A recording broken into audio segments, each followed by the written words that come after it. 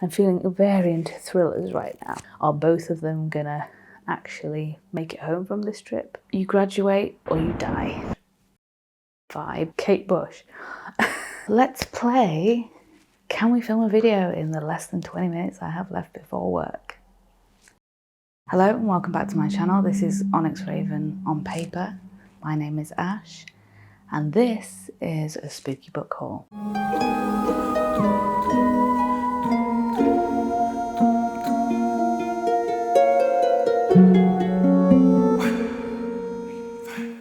If you're new, thank you so much for stopping by, and if you enjoy spooky season content and paper-based hobbies such as reading, you might want to stick around, so make sure you subscribe so you don't miss a thing.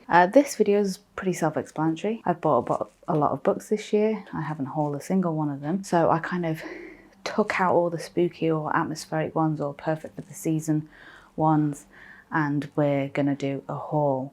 I'm going to endeavour to section things as best as possible, but they're probably not going to be sectioned much by genre because I've got a mixture of new and pre-loved. I'm probably going to go new hardback, pre-loved hardback, then middle grade and graphic novels. And you may see these books pop up in my October TBR and also in reading vlogs coming up. So with all the admin out the way, let's go into new hardbacks. The first one is The Prison Healer. This is a Fairy Loot exclusive edition with lovely stenciled edges. Basically it says on the back, "Don't let her die, we are coming." All I know about this is it says a dark, thrilling and action-packed YA fantasy, perfect for fans of Sarah J Maas and Sabaa Tahir. Basically it's about this young woman who has worked as a healer for a death prison, I think. Yeah. And the rebel queen arrives at the prison and it's something to do with keeping her alive. I don't know too much about it. There's an incurable plague sweeping Zalandov where this is set. Oh yeah, so this queen turns up, she's not very well, and she is set to trial by ordeal, which I think is a series of trials and challenges, elemental challenges, assigned to only the most dangerous of criminals. And this young woman knows that the sickly queen is not going to get through this, so she decides to take her place. So pretty excited about that one. Next we have The Ravens, which I actually got on release but have not yet read, and I was definitely buying this book, was I not? Look at that cover. This is basically a coven that is kind of concealed within a sorority. So two tropes that I absolutely love there. A story about witches and like a secret society, sorority type situation. And there's one character that doesn't know she's a witch. And it says, someone has discovered the Raven's secret and that someone will do anything to see these witches burn. And I'm excited about it. It's by Cass Morgan and Danielle Page. I don't think... I apologise, this one was by Lynette Noni. A pretty new one that's been making the rounds on BookTube is The Nature of Witches by Rachel Griffin. As far as I understand, this is about witches who their powers generally lie in a certain season. So you can have spring magic, autumn magic, winter magic, etc. And I know it surrounds climate change, and these witches are responsible for maintaining the balance and kind of preventing climate change, but they are struggling to keep hold of it, basically. And there is one character, I believe, that turns up that can have access to all the magic, so all the seasons, and they are known as an Everwitch. And I believe it becomes like her responsibility to basically help save the planet from climate change, I think. Really excited, and can I just say, Under the Dust Jacket is absolutely gorgeous. Again, another one that got talked about particularly a lot, I think, last year is Alat Soe by Darcy Little Badger. This is a Native American author. And basically says, imagine an America very similar to our own. It's got homework, best friends, and pistachio ice cream. But there are some differences. This America has been shaped dramatically by the magic, monsters, and knowledge and legends of its people, those indigenous and those not. She lives in a slightly stranger America. She can raise ghosts of the dead, animals, and when her cousin is murdered, she basically uses her skill to kind of solve the mystery. So really, really excited about this one. This is probably going to be a winter read for me. Next is Carmilla by Sheridan Le Fanu, which is the cult classic that inspired Dracula. I heard about this last year, but it's recently been making the rounds again on BookTube, particularly this edition. This is basically a female Dracula, I believe. Carmilla is the original vampire story steeped in sexual tension and gothic romance. I believe there is a sapphic romance in this, and it's very classic, mysterious, stranger in Gothic castle, I imagine, lures innocent and unknowing stranger into their midst, and it goes from there. So really excited about that. It's a very short one, so a good one for a TBR if you're partaking in any readathons or anything like that. Then I have another Fairy Loot exclusive, and this is really, really beautiful. This is Witches Steeped in Gold by Shannon Smart, and it's been made to look like a grimoire, which is great, and has stenciled edges. This is derived from Jamaican mythology, I believe. A fierce and thrilling story where dangerous magic reigns supreme and betrayal lurks between every word. So there's two characters, Araya and Jasmine.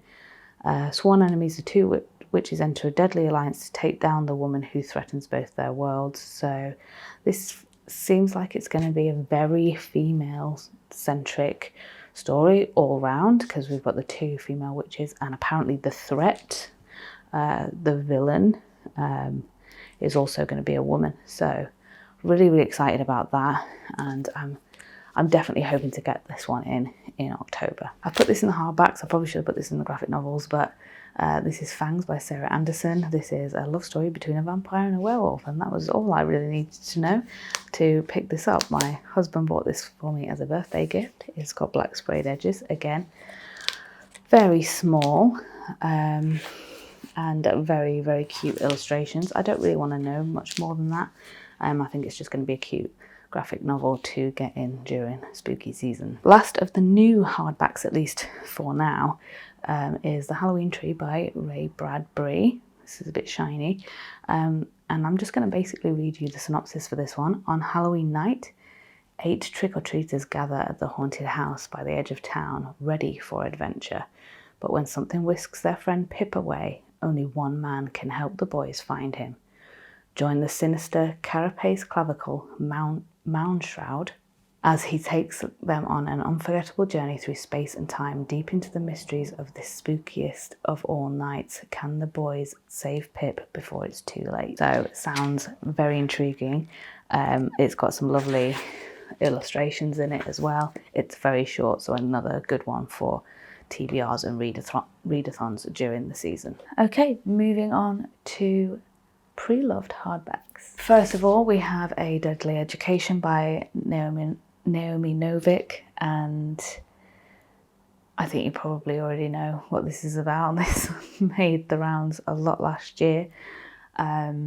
This is the first in a series called The Scholomance, I think, and it's basically a school where you graduate or you die. That's kind of all I needed to know about it.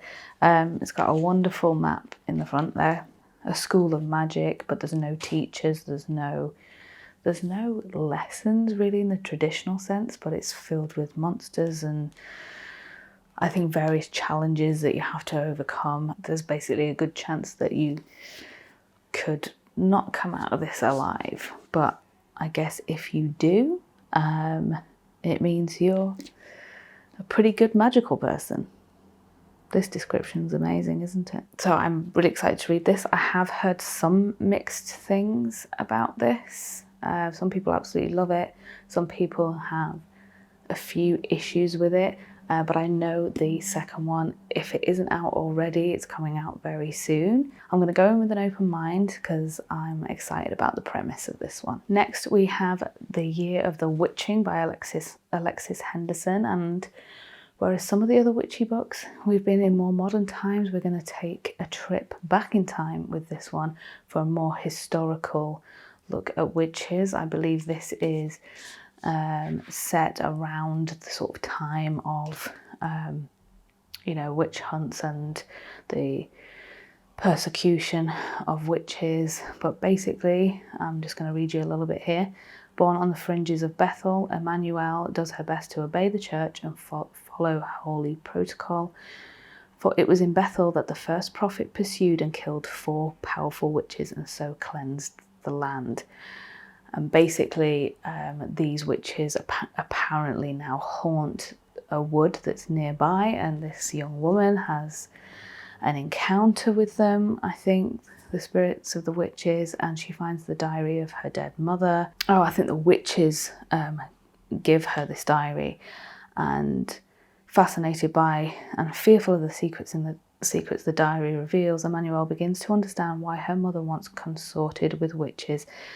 And as the truth about the prophets and their history is revealed, so Emmanuel understands what must be done, for the real threat to Bethel is its own darkness.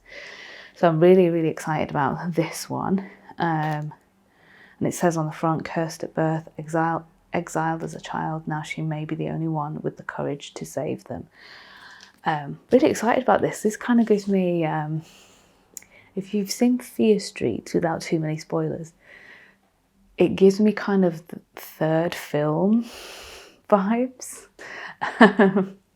So really excited about that. Next we have Mexican Gothic by Silvia Moreno Garcia. Again, another very hyped book from last year that I didn't get round to getting. Really excited for this one this year. Definitely going to be reading this in October.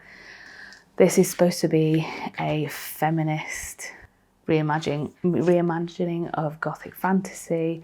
Basically, we follow the main character, Noemi, who is supposed to be a glamorous socialite. It's set in 1950s Mexico, and she gets contacted by her cousin, who is recently married, I think, and has moved into this kind of creepy house vibes, and basically said, he's trying to poison me, you must come for me, Noemi, you have to save me. So very intriguing. And Noemi, mesmerised by the terrifying yet seductive world of High Place, which I'm guessing is the house, may soon find it impossible to leave this enigmatic house behind.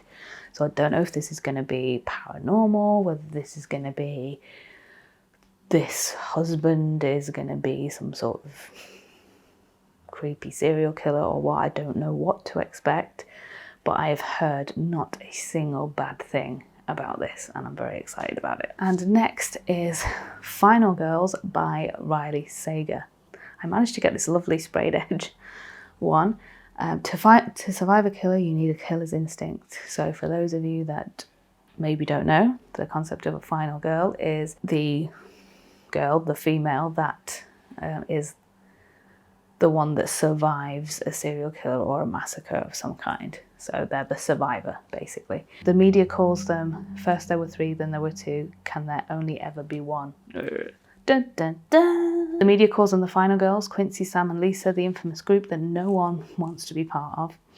The sole survivors of 3 separate killing sprees, they are linked by their shared trauma, but when Lisa dies in mysterious circumstances and Sam shows up unannounced on her doorstep, Quincy must admit that she doesn't really know anything about the other Final Girls. Should she trust them? Or all Quincy knows is one thing, she is next. Really excited for this one. Okay, so new paperbacks. First of all, I've got a classic. It is a Russian classic, and it's called The Master and the Margarita by Mikhail Bulgakov. This is something to do with the devil, something to do with a talking cat. A man who is referred to as the master, who's devoted to truth, and a woman known as Margarita, who's the woman he loves. And it's something to do with them resisting the devil's onslaught.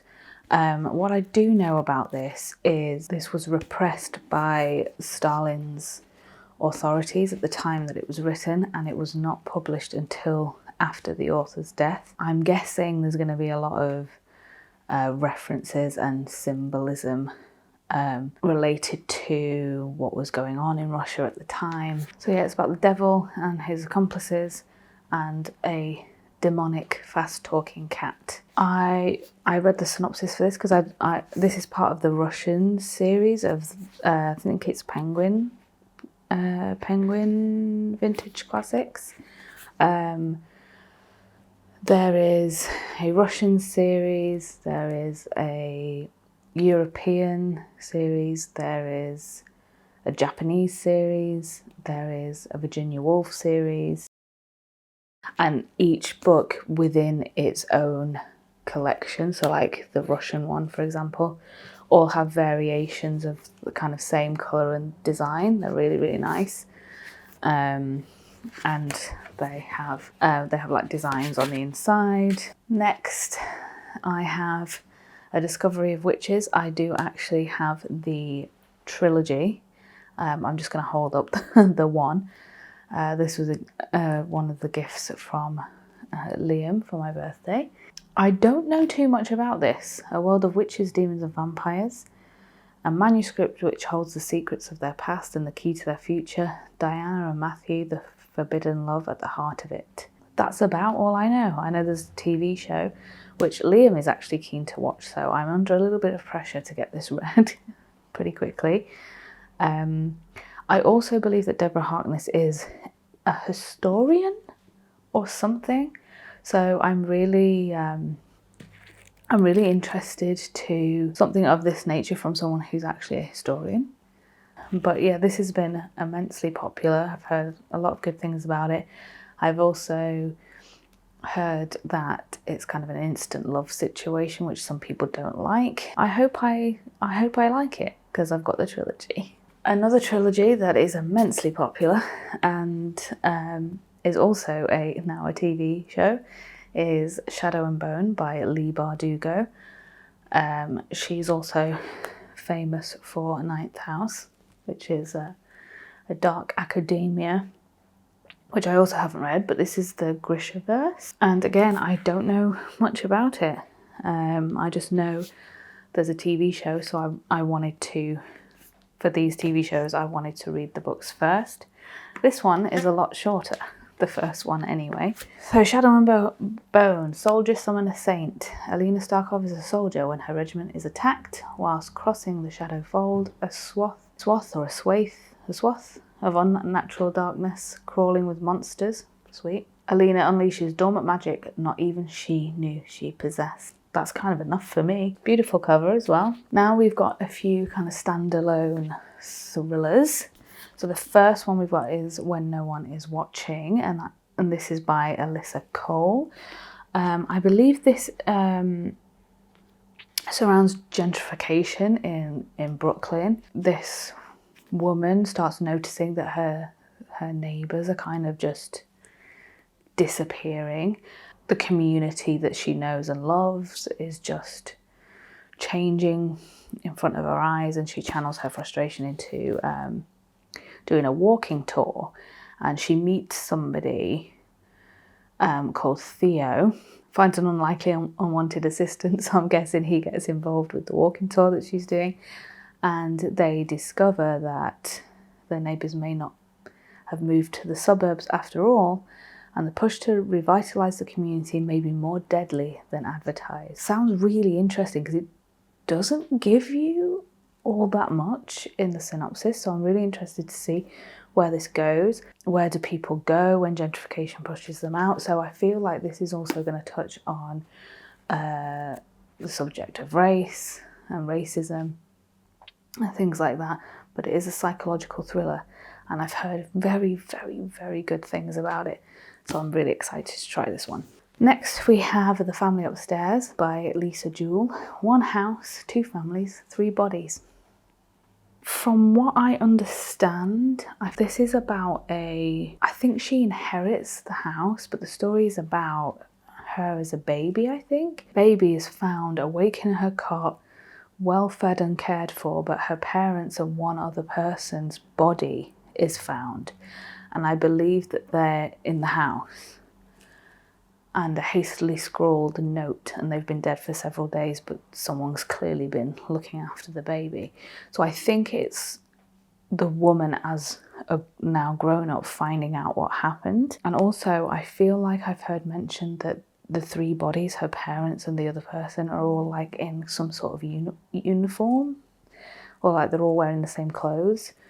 So I feel like there's some sort of cult references in this, but either way, I'm intrigued. I'm feeling very into thrillers right now. Next is Rock, Paper, Scissors, which I've heard about quite recently, and this is by Alice Feeney. 10 years of marriage, 10 years of secrets, an anniversary they'll never forget. So this has got a remote location, which is one of my favourite tropes. This married couple goes on this trip to a remote location for their 10-year anniversary, and I guess this is supposed to kind of rekindle their marriage, but takes a dark turn.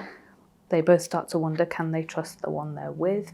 I feel like it's going to be are both of them going to actually make it home from this trip? I'm interested, and I can't wait to read that one. Next, I have 3 random ones, which are 3 of the books from the Sookie Stackhouse series by Charlaine Harris, which is of course the series that inspired True Blood, which I've actually never seen, surprisingly, because I love vampire things.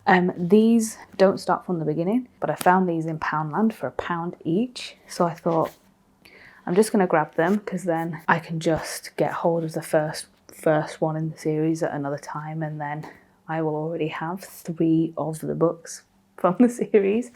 So we have Dead as a Doornail, Altogether Dead, and Definitely Dead. I don't want to read the synopsis of these because obviously they're not the first one, but I know it's about vampire and Sookie Stackhouse, who, at least at the beginning, as far as I know, isn't a vampire, and she maybe falls in love with a vampire, something along those lines. But I just thought I'd add them to my collection because they were only £1 each. And the last of the new paperbacks that aren't middle grade or graphic novels is Emily Bronte's Wuthering Heights, and this is another one of those vintage classics, but this is one of 3, basically one novel from each of the sisters. Charlotte's one is obviously Jane Eyre, and Anne's is The Tenant of Wildfell Hall, I believe it's called.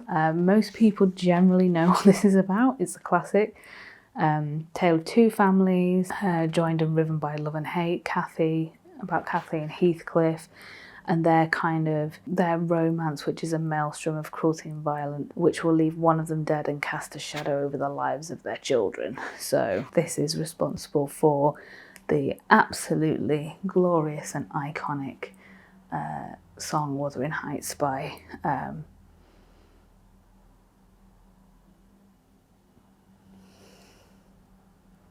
Kate Bush. Was one of my favourite songs when I was a teenager. Okay, so pre-loved or used paperbacks. First of all, we have Pretty Girls by Karen Slaughter. I know this is a fairly popular thriller. I want to say it's thriller / horror. I don't know.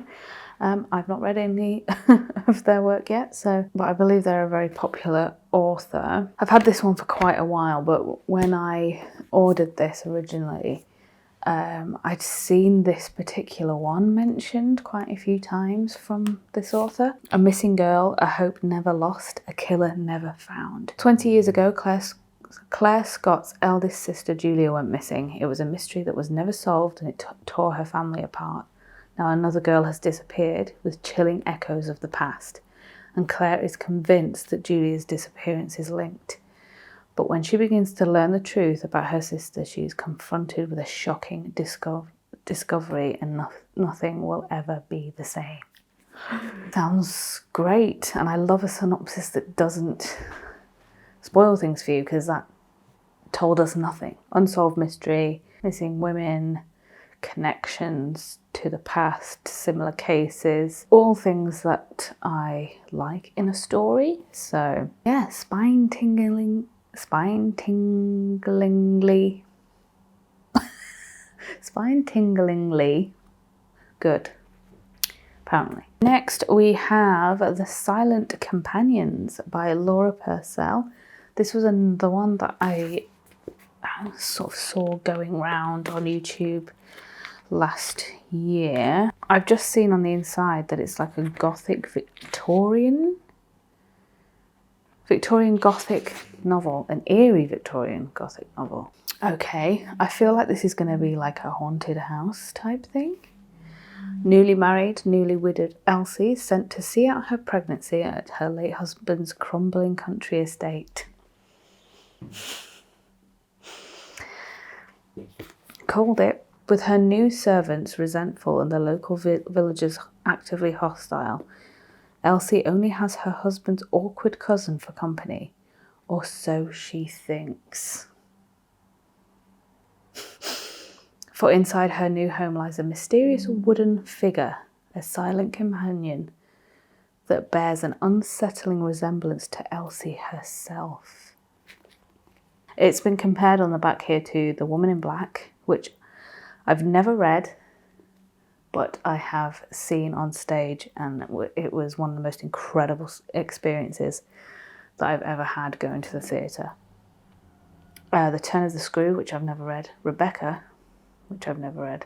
Next we have Shiver by Maggie Stiefvater. I'm not sure I'm pronouncing that correctly.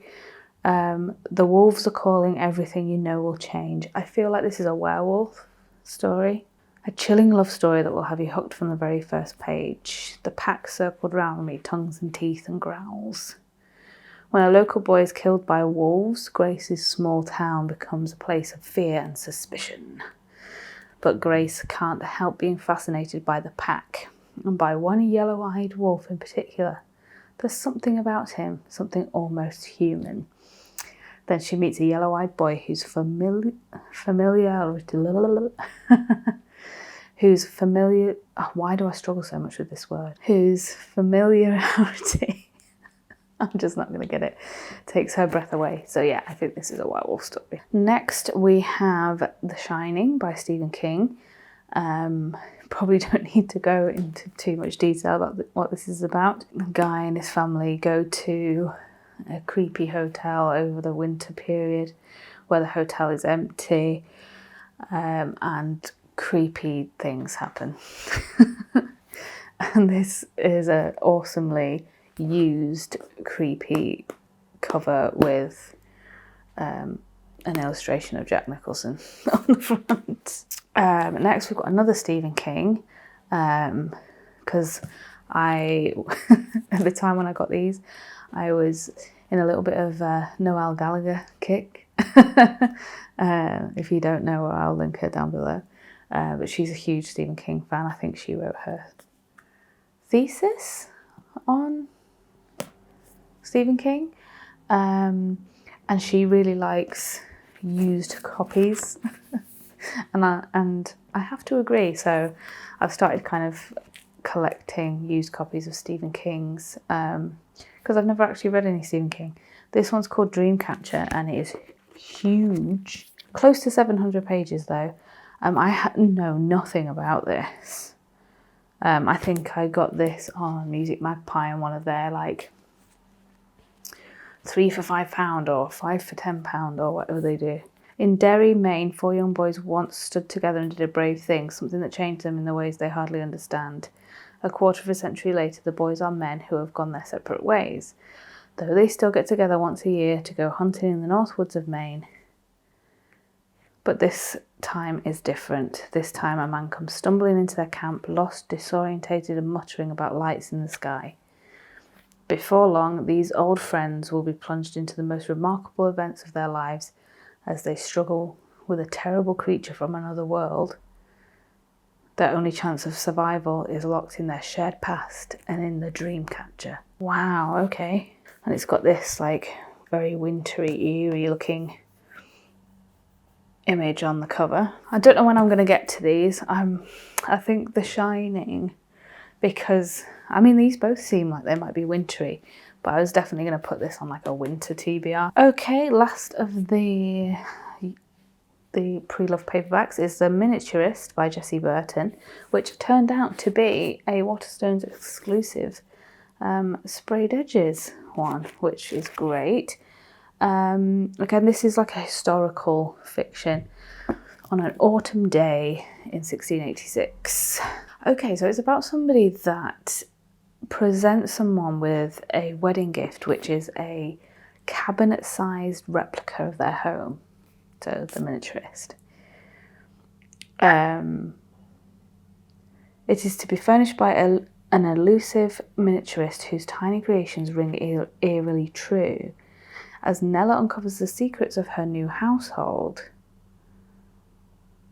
Oh right, yeah. So it's a young woman. She's 18. She's just got married, and she's starting a new life in this grand house in Amsterdam to begin, her new life. As the wife of this wealthy merchant. So as Nella uncovers the secrets of her new household, she realises the escalating dangers they face. The miniaturist seems to hold their fate in her hands, but does she plan to save or destroy them? Okay, we are on the home run. I'm going to go through a few middle grade and just graphic novels. Okay, starting with the graphic novels, and starting with two that are most definitely adult ones, because I'm not sure about the other two, whether they are actually middle grade or YA, but I've put them in this section anyway. And the first one we have is Death Note number 1. For some reason we had Death Note 2 in our house, but not 1, and I managed to find this copy. I've seen the movie. It's about a notebook, and basically any human's name that's written in this book dies, and there's this strange creature. Oh yeah, the Death Note, the notebook, belongs to a rogue Shinigami death god. I forget what his name is. Oh yeah, the main protagonist, Light Yagami, has vowed to use the notebook to rid the world of evil, so criminals are dropping like flies. The authorities send this legendary detective to find out who the killer is. I'm really interested to actually read the manga of this, because I did enjoy the movie. Next is Sherlock, the Blind Banker. So I think this is the second one. This adaptation of Sherlock, this TV series, is one of my favourite TV shows of all time. I can't tell you how many times I've rewatched it. And I happened to stumble upon this on Music Magpie, this used copy. I had no idea that they turned some of the episodes into manga. I had no idea, and I was so excited. So I definitely want to pick up the others. This is not the first one. Yeah, this manga adapts the second episode of the smash hit TV show. The first one is obviously A Study in Pink. So I need to get my hands on that, but I'm very, very excited. If the light has changed, I apologise. The light has, I think, been pretty consistent all day, but I've been filming sections of this video throughout my workday when I've had a break. Anyway, next we have Mooncakes by Wendy Zhu and Suzanne Walker. This is about a witch and a werewolf who I believe is non-binary, so there is LGBT rep in this. Basically, I think they were childhood crushes, and they reunite over some sort of circumstance. And so, against the background of slowly rekindling romance, they must investigate the dark supernatural forces eager to claim wolf magic for evil. So it looks really cute. The illustrations look lovely, and it's a nice, like, heartwarming possible break in between the horrors and thrillers that might be coming up in an October TBR. And I couldn't get this anywhere last year. It was sold out everywhere, and I managed to find this rather beaten up copy. It looks amazing from the front, but there is a rip in the back, which Amazon have mended, because I found this on Amazon Marketplace. So I'm just really happy to have a copy of it, because I really wanted to read this last year. Next is this is a new purchase. It was a gift from Liam for my birthday, and it is Delicates, which is the sequel to Sheets, which I actually haven't read yet. But it was on my wish list, so he got it for me. So I'm really happy to have both, because then if I feel in the mood, I could just binge read them. But these are so adorable. I don't want to flick through this one too much in case there's any spoilers. But it's this like pastel coloured artwork. It's really cute. And this is number 2, and I believe it follows a ghost that lives in a laundrette, which is just amazing. And I believe this ghost befriends a young girl. That's all I know about it, and that's all I want to know about it. Okay, so I've got 3 pre-loved middle grades. First one is the Raven Mysteries. As soon as I saw this, I was like, I've got to have that. And this is by Marcus Sedgwick, and this one is called Flood and Fang. I'm not sure what order they were supposed to be in. Meet Veilvine or Valavine, the inventor, Minty, who was once a witch, Gorgeous, Glum, Solstice, her little brother Cudweed, and his monkey Fella, and Edgar the Raven, their self-appointed guardian. Edgar's alarmed when a nasty-looking black tail slinks off under the rhubarb. Kitchen maids go missing, and the castle begins to flood. It won't be long before the other hands come face to face with the owner of the black tail. 4 ravens everywhere. Sounds fun. I'm looking forward to it. A Murder Most Unladylike. I know this is the first there's like a series of books by Robin Stevens. There's been a rather shocking murder at Deep Dean School for Girls. So that's kind of all you really need to know.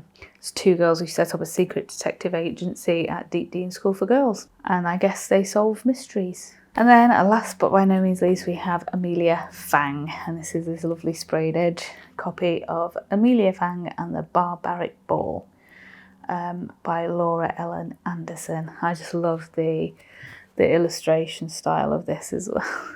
And how festive does this look? So again, I don't know if this is the first one, or the synopsis reads as if it is the first one. I'm not sure, because it kind of introduces Amelia Fang. She's a vampire who loves playing goblin tag, cuddling her pet pumpkin, Squashy. She hates going to her mum and dad's boring barbaric ball. Oh, her pumpkin gets captured in this one. So she must plan a daring rescue. Well, you would, wouldn't you? I would if someone stole my pumpkin.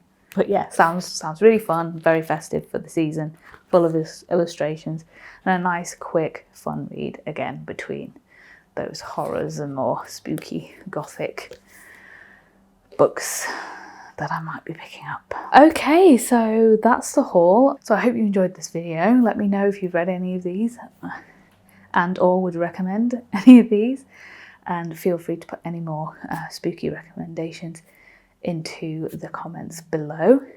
If you don't know what to put, an emoji will do just fine. A pumpkin or a ghost or something of that nature.